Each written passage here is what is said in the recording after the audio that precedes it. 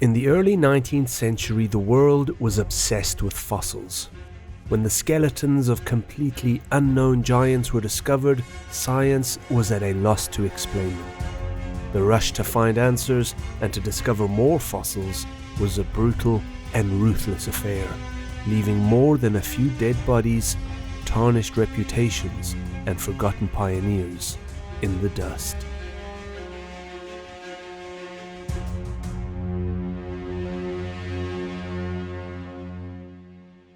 In 1787, someone, no one knows exactly who, found an enormous thigh bone on the banks of a stream in Woodbury Creek, New Jersey. The bone clearly didn't belong to any species of creature found in New Jersey. In fact, it didn't belong to any creature still alive on Earth. It is now thought to have belonged to a hadrosaur, a large duck-billed dinosaur, but in 1787, no one knew what a dinosaur was.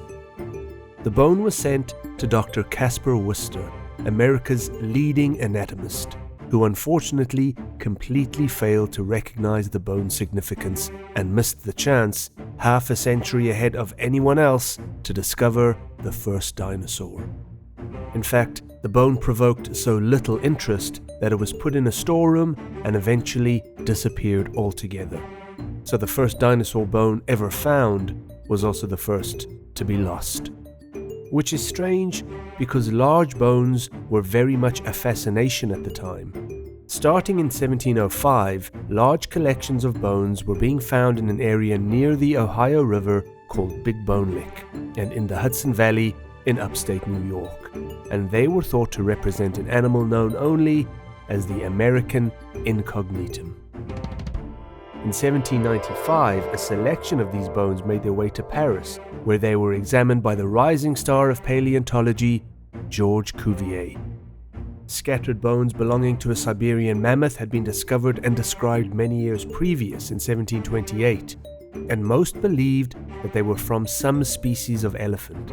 By reading descriptions of these bones and by comparing the bones from Big Bone Lick with the remains of Indian and African elephants, Cuvier was able to conclude that the bones from Big Bone Lick were not from an elephant at all, but instead represented an entirely different species. He wrote a formal description of the lumbering beast and became its official discoverer. He called it Mastodon. It was clear to Cuvier that Mastodon was a creature that no longer walked the earth, and in a landmark paper called Memoirs on Living and Fossil Elephant Species, he put forward, for the first time, a formal theory of extinction. His belief was that from time to time, the earth experienced global catastrophes in which groups of creatures were wiped out. For religious people, which at the time was most people, including Cuvier himself, the idea was deeply uncomfortable. To what end would God create a species only to wipe them out later? American President Thomas Jefferson was so appalled at the idea that when the Lewis and Clark expedition was sent to explore the newly acquired western portion of the country after the Louisiana Purchase, Jefferson asked them to seek out mastodon herds and disprove Cuvier's extinction theory. The person selected to advise them on what to look out for was none other than Caspar Worcester. And of course, they didn't find any mastodons. But the evidence supporting Cuvier's extinction theory continued to grow. In 1796, at the same time Cuvier was presenting his paper on extinction, across the English Channel, geologist William Smith had another groundbreaking insight.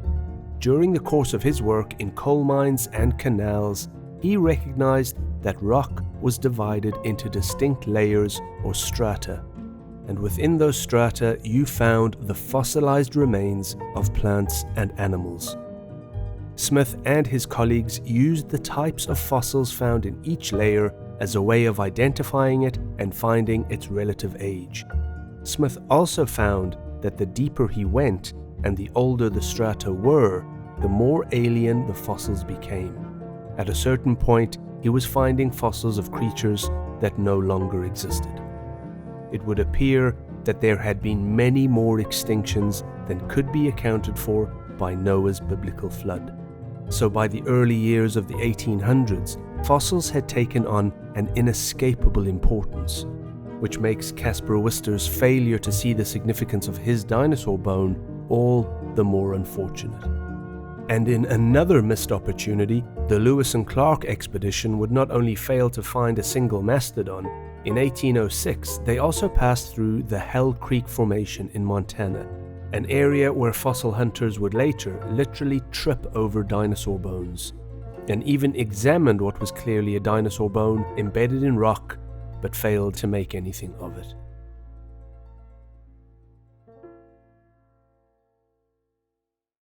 At this point, our story moves to England.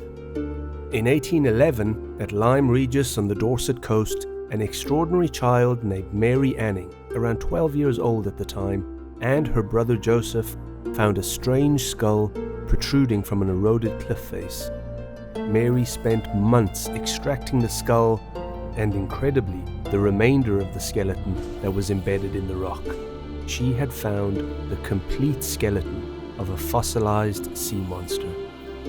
Anning was born in 1799 to parents Richard and Molly Anning. The Annings were a poor, working-class family, struggling to make ends meet at a time when poverty was considered to be the natural condition of the working class. Richard was a carpenter and amateur fossil hunter.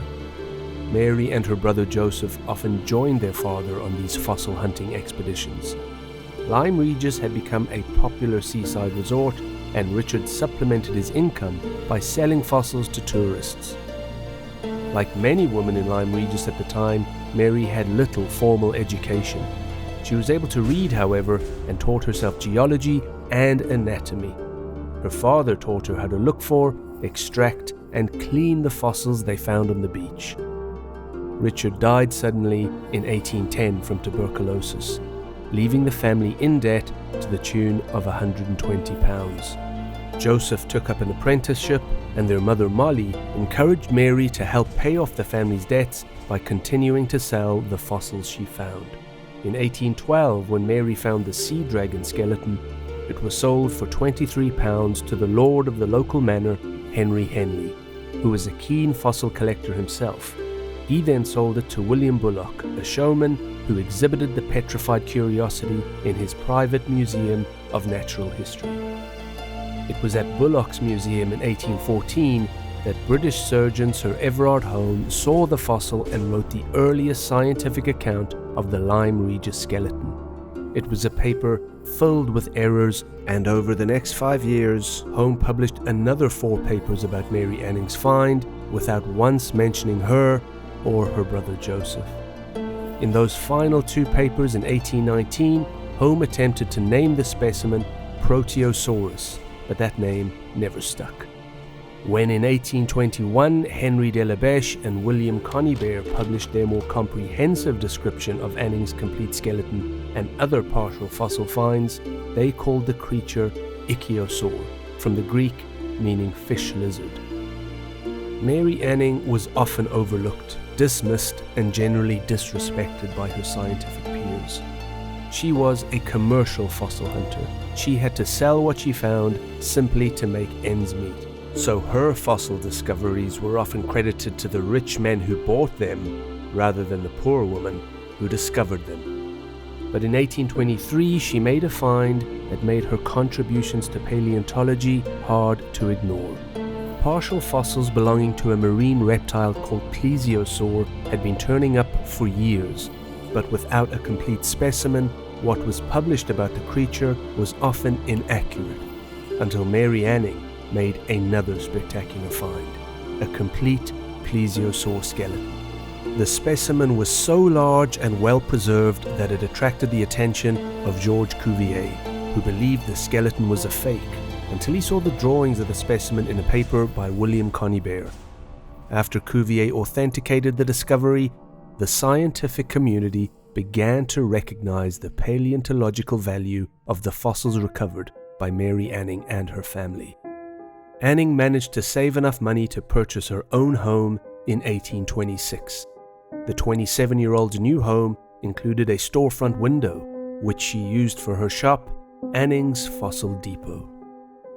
In 1828, Mary uncovered another strange jumble of bones, this time with a long tail and wings.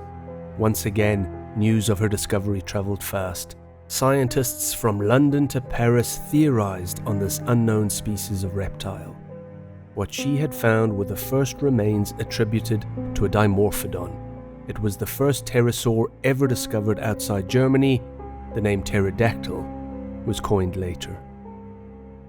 Despite her tireless work and growing reputation, Mary Anning never escaped poverty. In 1830, Henry de la Beche painted the influential watercolour Duria Antiqua, based largely on fossils found by Anning.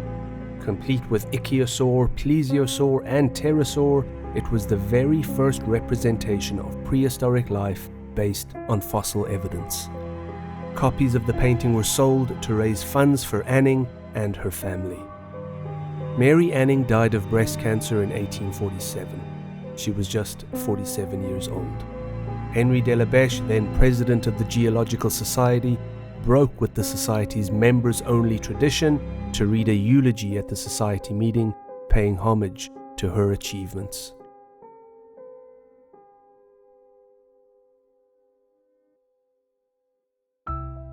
It would be hard to think of a more overlooked person in the history of paleontology than Mary Anning, but there is someone who comes painfully close. Gideon Mantell was a physician who, in large part due to the excitement surrounding Mary Anning's ichthyosaur, became passionately interested in studying fossils. Possibly too interested, as he was famously self-absorbed and neglectful of his family, but never was there a more devoted amateur paleontologist. In 1822, while he was making a house call on a patient in rural Sussex, his wife Mary went for a stroll down a nearby lane, and in a pile of rubble, she found a curious object. A curved brown stone. Knowing her husband's interest in fossils and thinking it might be one, she took it to him. Mantell could see at once it was a fossilized tooth, and after a little study, became certain that it was from an animal unlike anything previously described. From the tooth alone, he deduced the animal was herbivorous, reptilian, extremely large, and from the Cretaceous period. He was right on all counts, but these were bold conclusions since nothing like it had been seen before or even imagined. If Mantell could prove his hypothesis, he would have found and described the first ever dinosaur. You may be thinking, what about Mary Anning's ichthyosaur? By 1822, it had been thoroughly studied and described. But technically, ichthyosaurs are a separate group of marine vertebrates and are not dinosaurs. With that in mind, Mantell was aware that his find would entirely upend what was understood about the past.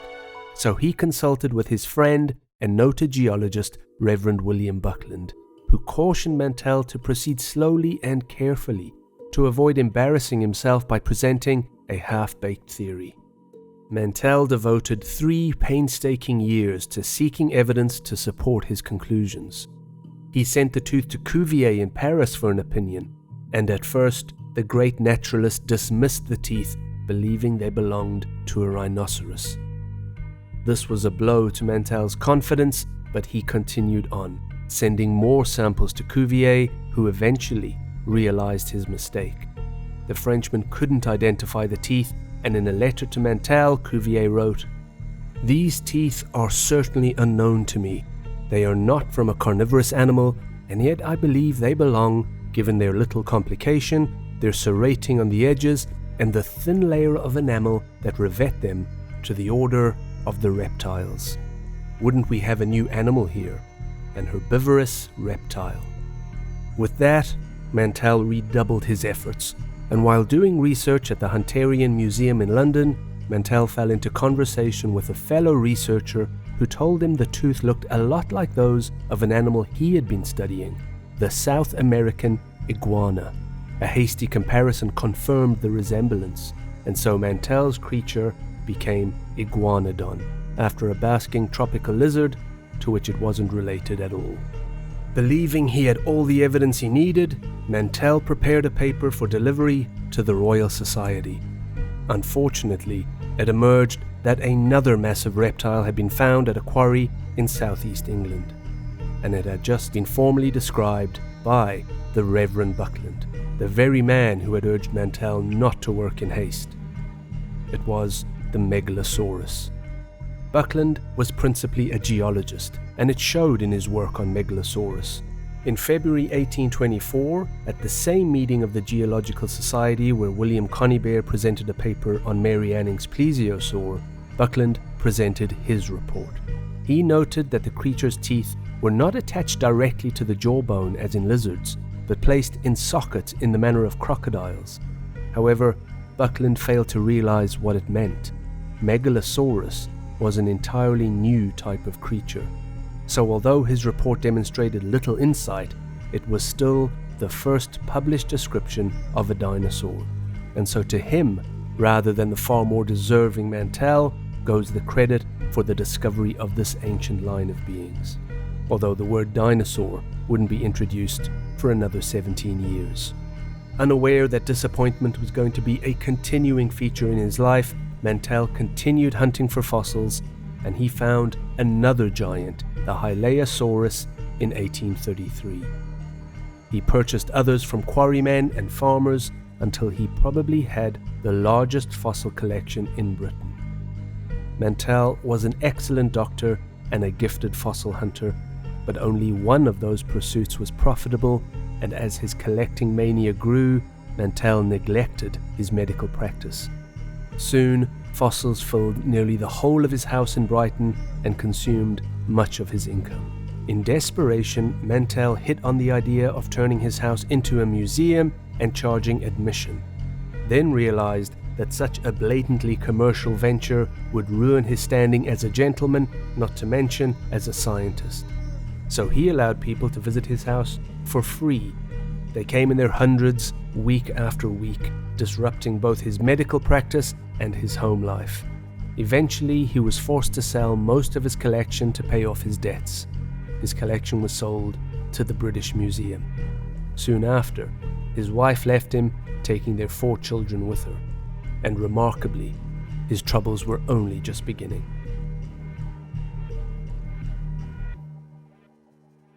In South London, at a place called Crystal Palace Park, there stands a strange and forgotten sight, the world's first life-size models of dinosaurs.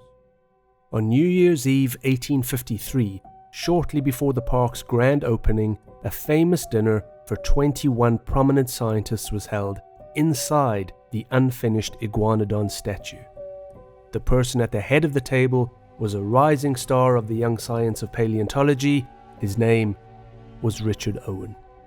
In 1825, aged just 21, Owen, a newly qualified doctor, moved to London and was soon hired by the Royal College of Surgeons to help organize their extensive but jumbled collections of medical and anatomical specimens. Owen swiftly distinguished himself with his powers of organization and deduction, but it's for his work with dinosaurs that Owen is remembered. In 1841, he coined the term Dinosauria. It means terrible lizard.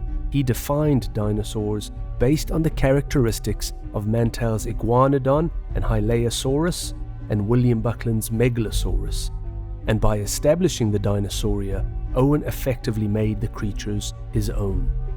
The models at Crystal Palace Park were designed and sculpted by Benjamin Waterhouse Hawkins under the scientific direction of Richard Owen. A lot about the models is not strictly correct. The iguanodon's thumb has been placed on its nose as a kind of spike, and it stands on 4 sturdy legs, making it look like an overgrown dog. But it was once one of the most popular attractions in London. As the scientists dined inside the iguanodon statue, Mantell, who had discovered the creature, was notably absent. By this time, Richard Owen had already devoted several productive years to making Gideon Mantell's life hell. But the more significant reason for his absence was that the fossil hunter was dead. Richard Owen was a cold and arrogant man, and he was ruthless in his ambition. He was the only person Charles Darwin was ever known to hate.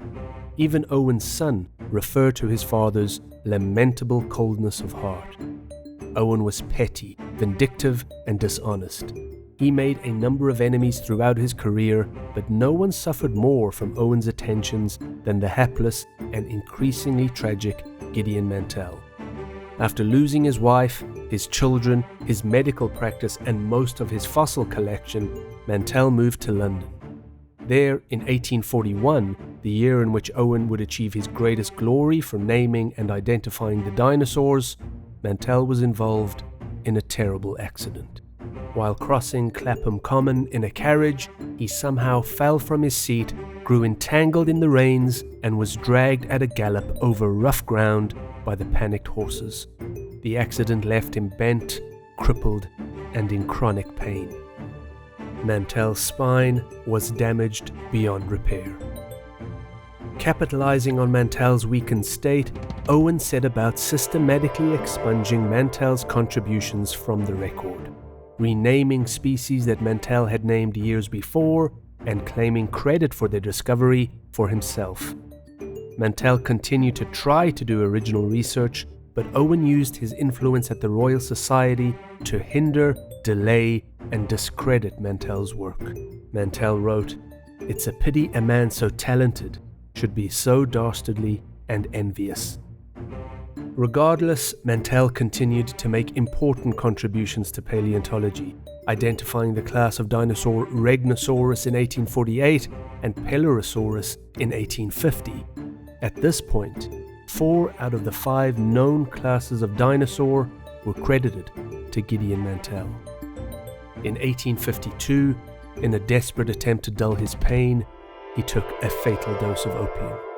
Mantell was just 62 years old. In one last contribution to science, his spine was examined during an autopsy, and Dr. William Adams found that Mantell had been suffering with scoliosis. Adams realized that Mantell's condition wouldn't be noticeable while he was standing up straight or lying down flat. The curvature of the spine only became visible when the back was bent forward, an observation that Adams would use to establish the forward bending test that's still used today to detect cases of scoliosis. Mantell's deformed spine was then sent to the Royal College of Surgeons and placed in the care of the director of the Hunterian Museum. And here's an irony for you: the director was none other than Richard Owen. But the insults had not quite finished. Soon after Mantell's death, a mean-spirited obituary appeared in the Literary Gazette. In it, Mantell was characterized as a mediocre anatomist whose modest contributions to paleontology were limited by a want of exact knowledge. The obituary even removed the discovery of the iguanodon from him and credited it instead to Cuvier and Owen, among others. Though the piece carried no byline, the style was Owen's, and no one in the world of the natural science doubted that he had written it. By this stage, however, Owen's transgressions were beginning to catch up with him. His undoing began when a committee of the Royal Society, a committee of which he happened to be chairman, decided to award him its highest honor, the Royal Medal, for a paper he had written on an extinct mollusk called the belemnite. However, it turned out belemnite had been discovered 4 years earlier by an amateur naturalist called Channing Pearce, and the discovery had been fully reported at a meeting of the Geological Society. Owen had been at that meeting, but failed to mention this when he presented his own report, in which he named the creature after himself. Although Owen was allowed to keep the Royal Medal, the episode left a permanent tarnish on his reputation, even among his few remaining supporters. Eventually, famed biologist and anthropologist Thomas Huxley managed to do to Owen what Owen had done to so many others. He had him voted off the councils of the zoological and royal societies. As a final insult, Huxley became the new Hunterian professor at the Royal College of Surgeons. Owen would never again do important research, but the latter half of his career was devoted to one project for which we can all be grateful. In 1856, he became head of the Natural History section of the British Museum, in which capacity he became the driving force behind the creation of London's Natural History Museum. Before Richard Owen, museums were designed primarily for the use of the scientific elite. Owen's plan was to welcome everyone, even to the point of encouraging working men to visit in the evening and to devote most of the museum space to public displays. He even proposed, very radically, to put informative labels on each display so that people could appreciate what they were viewing. Owen died in 1892. He was 88. Today, if you visit the Natural History Museum, you'll find his statue commanding a view from the staircase of the main hall. In the year 2000, a much more modest monument was unveiled at Whiteman's Green in West Sussex. The Mantell monument is believed to be the location of Mary and Gideon Mantell's original discovery of Iguanodon in 1825.